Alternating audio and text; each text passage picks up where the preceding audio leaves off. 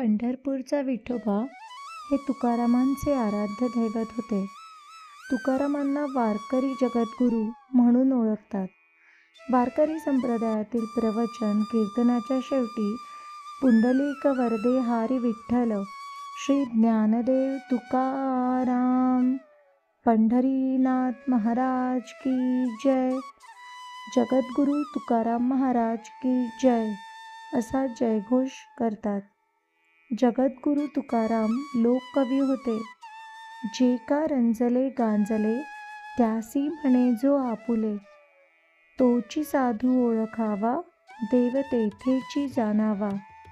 अशा प्रकारचे अभंग संत तुकाराम महाराजांनी जनसामान्यांना सांगून ईश्वर भक्तीचा सुगम असा मार्ग दाखविला.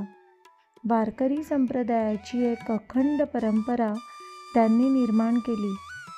17व्या शतकामध्ये सामाजिक प्रबोधनाचे मुहूर्तमेढ रोवणारे सुधारक संत म्हणून तुकाराम महाराजांचा उल्लेख करावा लागतो.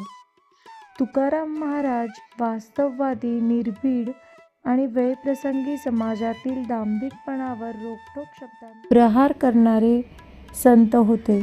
आपल्या स्वार्थासाठी ह्या समाजामध्ये तत्त्वज्ञान सांगणारे भरपूर भोंदू आणि पाखंडी आहेत. ते फक्त दुसऱ्याला शिकवितात. अशा लोकांपासून 4 हात दूर राहा. जो बोलून आपले कृतीतून अंमलात आणतो त्याचे मात्र पाय धरा, त्याचे चरणस्पर्श करा, असे संत तुकाराम महाराज सांगतात. बोले तैसा चाले त्याची वंदावी पाऊले. हे विचार आपल्या अभंगामधून संत तुकाराम महाराजांनी समाजाला दिले. एकदा संत तुकाराम महाराजांनी आपल्या एका क्रोधी शिष्याला म्हटले की 7 दिवसामध्ये तुझा मृत्यू होईल. तेव्हा तो खूप उदास झाला. 7 दिवस त्या शिष्याने काय केले तर त्या शिष्याने गुरुच्या मुखातून हे शब्द ऐकताच तो शिष्य एकदम त्याच्यामध्ये बदल झाला. तो सर्वांशी प्रेमाने बोलायला लागला. कोणावरच क्रोध करत नव्हता. आपला पूर्ण वेळ त्याने पूजेत आणि ध्यानामध्ये घालविला. आत्तापर्यंत ज्यांच्याशी तो वाईट वागला अशा सर्वांकडे तो गेला आणि त्याने माफी मागितली. 7 दिवसानंतर जेव्हा तो शिष्य तुकाराम महाराजांना भेटायला आला तेव्हा महाराज त्याला म्हणाले, तुझे मागचे 7 दिवस कसे गेले? तू आधीसारखाच लोकांवर नाराज झाला का?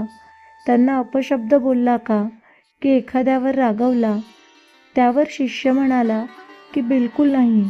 माझ्याजवळ आयुष्यामधले फक्त दिवस उरले होते. मी ते व्यर्थ गोष्टींमध्ये कसे घालवू? मी सर्वांशी प्रेमाने भेटलो, सर्वांशी प्रेमाने वागलो आणि ज्यांना मी दुःख दिले त्यांची मी माफी मागितली. हे ऐकून संत तुकाराम महाराजांनी स्मित हास्य केले आणि म्हणाले की बस, हेच आपल्या चांगल्या वर्तणुकीचे रहस्य आहे. मी नेहमी तुला सांगतो की कधीही कोणावर ओरडू नको. मी माहिती आहे का, मी कधीही मरू शकतो.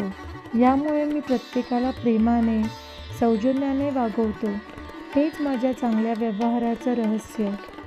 शिष्य समजला की महाराजांनी त्याला आयुष्याचा पाठ शिकविण्यासाठी मृत्यूचे सत्य सांगितले.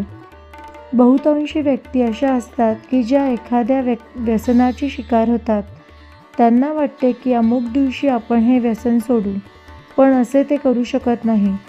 असे करता करता त्यांचे आयुष्य निघून जाते. जर आपल्याला स्वतःमध्ये बदल घडवायचा असेल तर सुरुवात आजपासून आणि आत्तापासूनच केली पाहिजे. कारण भगवंताने तर फक्त 7 दिवसांचीच निर्मिती केली आहे. 8वा दिवस अस्तित्वातच नाही.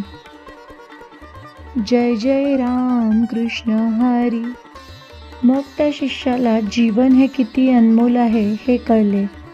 अशा प्रकारे संत तुकाराम महाराज सर्व त्यांच्या भक्तांना अतिशय साध्या सोप्या पद्धतीने समजावून सांगत असत. तुम्हाला कशी वाटली ही कथा मला नक्की कमेंटमध्ये सांगा. अशाच नवीन नवीन कथा ऐकण्यासाठी आमच्यासोबत राहा.